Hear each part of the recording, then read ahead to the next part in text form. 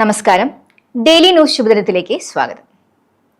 നമ്മുടെ വളർച്ചയ്ക്ക് വിഘാതമായി നിൽക്കുന്ന വ്യക്തിയെ എങ്ങനെ ജീവിതത്തിൽ നിന്ന് മാറ്റാൻ സാധിക്കും?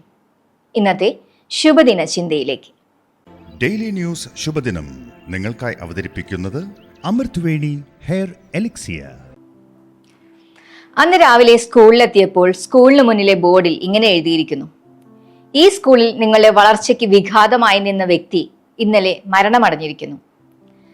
മൃതദേഹം ഹാളിൽ പൊതുദർശനത്തിന് വെച്ചിട്ടുണ്ട്. ശവസംസ്കാര ശുശ്രൂഷയ്ക്ക് എല്ലാവരെയും ക്ഷണിക്കുന്നു.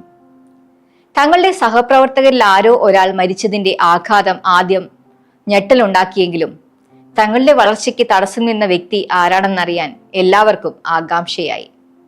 അവർ ഓരോരുത്തരായി ശവമഞ്ചത്തിലേക്ക് എത്തിനോക്കി. എല്ലാവരും ഞെട്ടി പിന്മാറി.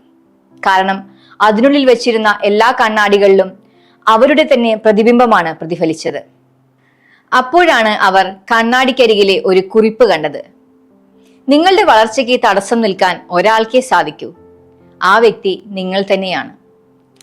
നിങ്ങളുടെ സഹപ്രവർത്തകർ മാറിയതുകൊണ്ടോ, മേലധികാരികൾ മാറിയതുകൊണ്ടോ, സ്കൂൾ മാറിയതുകൊണ്ടോ നിങ്ങളുടെ ജീവിതം മാറുന്നില്ല. നിങ്ങളുടെ ജീവിതത്തിന് മാറ്റം വരണമെങ്കിൽ അതിന് നീ തന്നെ മാറണം. കുറിപ്പ് വായിച്ചവർ അത് ശരിവെച്ചു. മാറ്റം അത് നമ്മിൽ നിന്ന് തന്നെ തുടങ്ങണം. മാത്രമല്ല, അത് ഇന്നു തന്നെ ആരംഭിക്കുകയും വേണം. ആരെയും പഴിച്ചതുകൊണ്ടോ കരഞ്ഞതുകൊണ്ടോ ജീവിതത്തിൽ മാറ്റങ്ങൾ വരുന്നില്ല. നമ്മുടെ ജീവിതത്തിന്റെ അതിർവരമ്പുകൾ നിശ്ചയിക്കുന്ന വിശ്വാസങ്ങളിൽ നിന്നും പുറത്തു കടക്കാൻ നമുക്കാകണം.